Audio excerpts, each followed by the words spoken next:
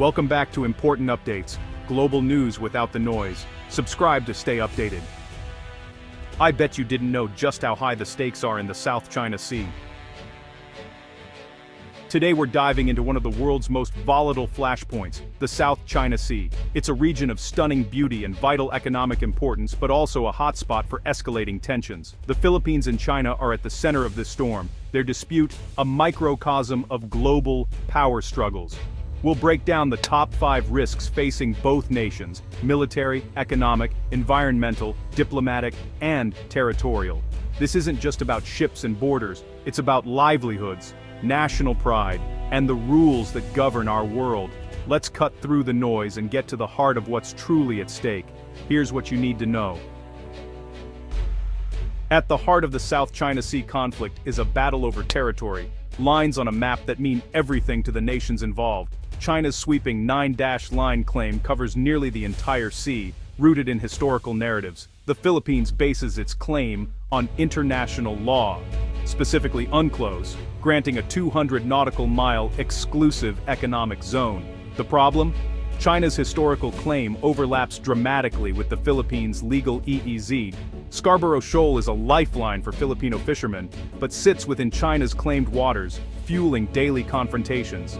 Propaganda and narrative battles further inflame the situation, with each side accusing the other of aggression. The South China Sea is a powder keg, and the fuse is lit. With territorial claims unresolved, the South China Sea has become one of the world's most militarized maritime zones. China's island-building campaign has transformed reefs into fortified military outposts, unsinkable aircraft carriers bristling with missiles, runways, and radar. This gives China the power to project force deep into contested waters, threatening the Philippines and other neighbors. The Philippines, outgunned, leans on its alliance with the United States. The U.S.-Philippines Mutual Defense Treaty means any armed attack on Philippine forces could trigger American intervention. This raises the stakes. A minor clash could spiral into a superpower confrontation. China's gray zone tactics, using Coast Guard and maritime militia vessels, blur the line between civilian and military, creating dangerous ambiguity. Filipino ships face swarms of steel-hulled fishing boats acting as state proxies, making every encounter a potential crisis. Rules of engagement are unclear, and a single miscalculation could ignite a wider conflict. U.S. warships regularly conduct freedom of navigation operations, challenging China's claims and prompting tense standoffs. Each maneuver is a test of resolve, with both sides shadowing, warning, and sometimes coming perilously close to disaster. The sheer density of military hardware in a confined space is a recipe for accidental escalation. One wrong move, a collision, a misinterpreted signal, a panicked response, could trigger a chain reaction. The risk isn't just theoretical, it's a daily reality. The region is on a knife's edge, with no clear off-ramp. The world's attention is fixed on these waters, hoping professionalism prevails over provocation. But hope is not a strategy. The potential for military escalation is real, and the consequences could be catastrophic. The South China Sea is a chessboard where every piece is armed. The next move could change everything. For now, deterrence holds, but for how long? The risk of war, accidental or otherwise, is ever present. The world can only watch and wait. The stakes could not be higher. In these waters, peace is fragile, and the margin for error is razor thin.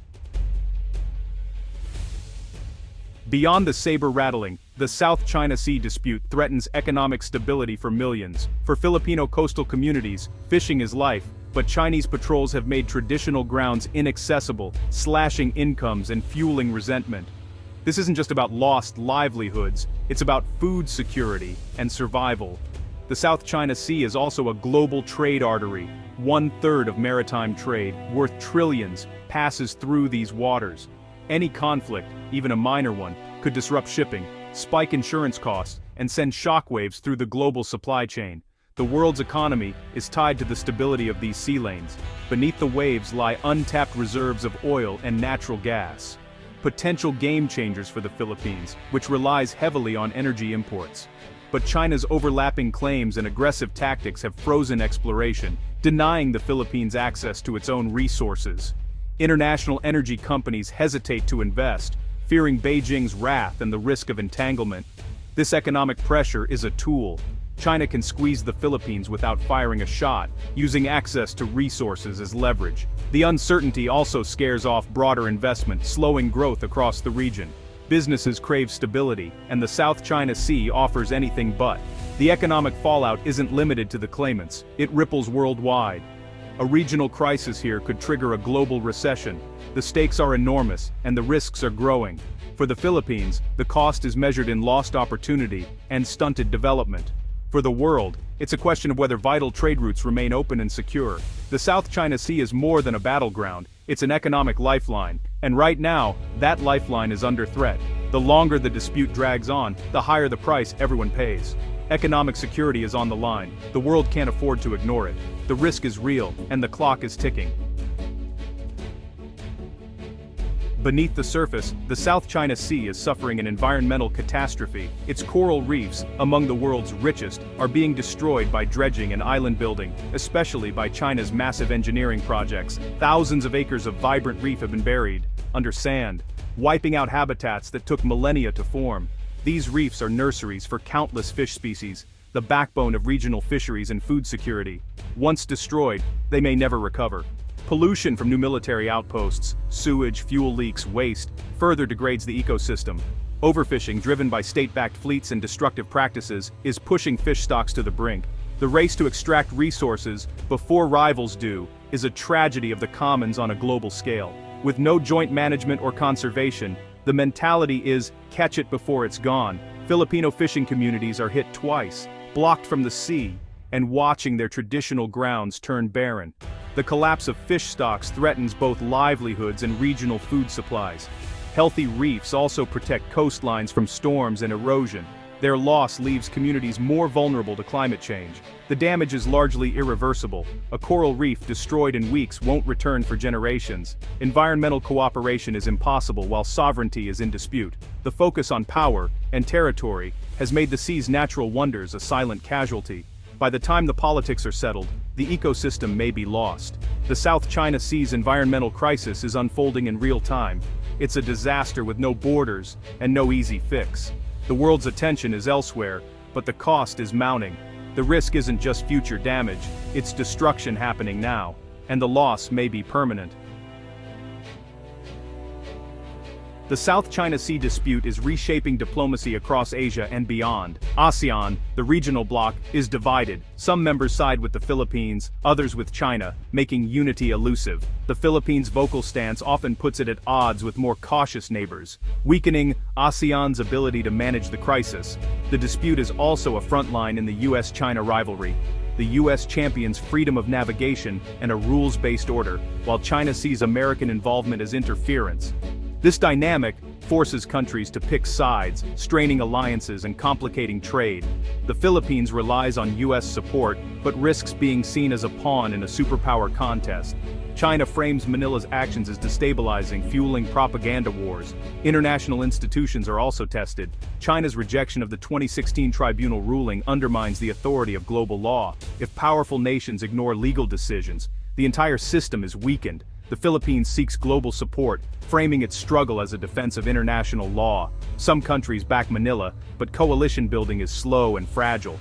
The diplomatic energy spent on this dispute diverts attention from other urgent issues: development, climate, health.